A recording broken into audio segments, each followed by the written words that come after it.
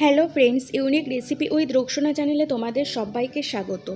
আজকে আমি রান্না করছি গিমে শাকের বড়া।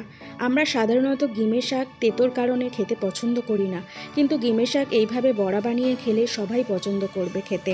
গ্রীষ্মকালের শাক গিমে শাক, তবে কম বেশি সারা বছরই মেলে। এই গিমে শাক রক্তে হিমোগ্লোবিন অর্থাৎ লোহিত রক্তকণিকার পরিমাণ বাড়ায়। এই শাক আবার বেগুনের সাথে চচ্চড়ি করেও খাওয়া যায়। ভিডিওটি না টেনে তোমরা প্রথম থেকে শেষ অবধি দেখবে। আশা করছি আমার এই ভিডিওটি তোমাদের ভালো লাগবে। আর ভালো লাগলে লাইক, শেয়ার এবং সাবস্ক্রাইব করে দিও, আর পাশে থাকা বেল আইকনটি প্রেস করে দিও। চলো তাহলে আমরা একবার চট করে দেখে নিই আমাদের এই রেসিপিটি তৈরি করতে কী কী উপকরণ লাগছে।